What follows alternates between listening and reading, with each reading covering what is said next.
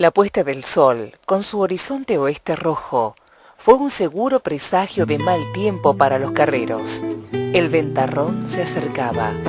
Una hora más tarde, el vendaval ha adquirido toda la violencia ruidosa que le ha valido la justa fama de infernal. Asencio Abeijon se ganó el título de escritor de la Patagonia. Si bien nació en Tandil en 1901, a los 2 años se vino a vivir a la Patagonia, concretamente a Comodoro Rivadavia, donde sufrió los avatares del frío, el viento, la nieve. También una epidemia de difteria.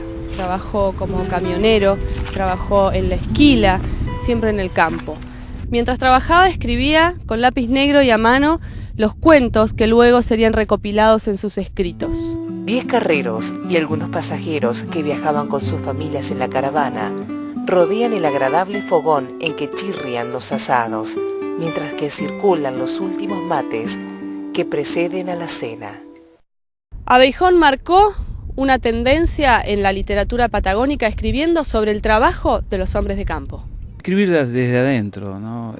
Contar desde adentro historias de trabajadores, de carreros, de gente vinculada a lo rural, gente vinculada al petróleo. Contar desde adentro historias ya, de toda la Patagonia. Porque hasta ese entonces la llamada literatura patagónica estaba teñida de lo que eran los crónicas, relatos de viajeros que eran o ingleses, franceses, contada siempre desde arriba. En este caso él comienza desde adentro, ¿no? a contar cosas que pasaban en la Patagonia en forma escrita, porque antes estaba lo oral, por supuesto, ¿no? Lo que se podría decir de Abeijon es que es una persona que tiene una forma de escritura minimalista, minimal, muy sencilla, muy concreta, muy directa a la situación.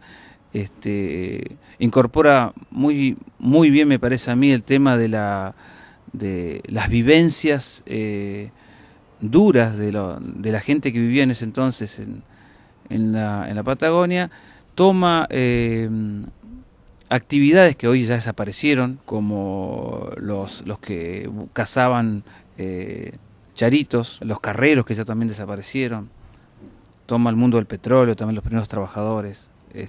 Tiene un estilo muy directo, muy conciso, y por otra parte no es extenso. Los cuentos de él no son de más de 10 páginas. A principios de los 70 recopiló y editó los cuentos que había escrito en libros como El guanaco vencido, Los recién venidos y Memorias de un carrero patagónico. Me parece que es otra escritura, ¿no? Que en su momento por ahí no fue valorada. Cuando él en vida, probablemente uno de los pocos que lo rescató fue Osvaldo Bayer, que hace un pequeño prólogo en su primer libro, Memorias de un carrero patagónico. Después fue como olvidado, digamos, y ahora nuevamente se lo está rescatando. El tumbiador es un tipo característico de la Patagonia, llamado así por su permanente costumbre de recorrer con su caballo, su perro y sus mañas amplias zonas, parando varios días en cada casa, siempre sin trabajar, comiendo tumba de arriba, hasta que los dueños de casa empiezan a ponerle mala cara. La temática de Abeijon siempre estuvo relacionada con el trabajo en el campo. Sin embargo, también trabajó de periodista en los diarios El Chubut, El Patagónico y El Criticón. Estuvo vinculado a la política, fue electo 2 veces diputado y una vez convencional constituyente. Sin embargo, nunca terminó un mandato, ya que los golpes de Estado siempre lo volvieron al llano. Las huelgas obreras del año 1920 y 1921 marcaron la época en la que Asencio Abeijon escribió sus obras. Los primeros años del siglo XX hay un cambio en entre comillas, de la matriz productiva argentina, una Argentina agroexportadora, básicamente exportadora de carnes y lanas para Inglaterra, y eso importadora de productos manufacturados. Eso deja fuera del circuito comercial básicamente a los estancieros patagónicos, que eran los mayores productores de lana, de ovejas y de lanas. Esto repercute directamente en los salarios y en la posibilidad de emplear a los obreros, ¿verdad?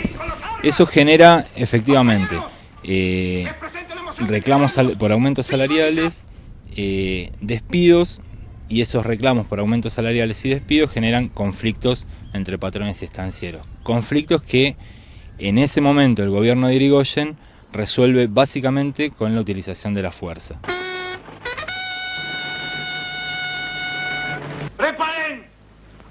¡Apunten!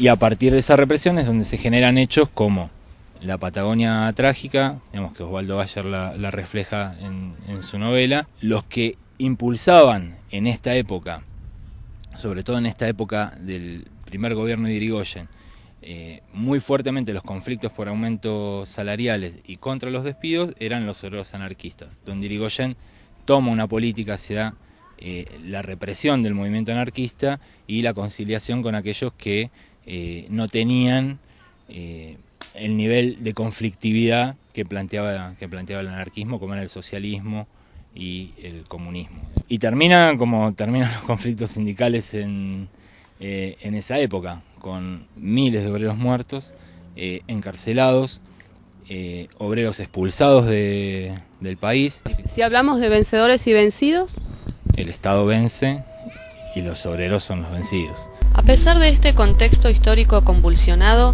en las obras de Ascencio Abeijón no se refleja un marco político. Sus cuentos no se desviaban del trabajo rural. En 1991 murió, convertido definitivamente en el escritor de la Patagonia. Son incomparablemente hermosos los amaneceres patagónicos cuando no hay viento. Desde lejos y debilitado por la distancia, llega el bullicio que indica faena de esquila en una estancia que las quebradas ocultan y que solo la serenidad de esas mañanas diáfanas hace posible escuchar.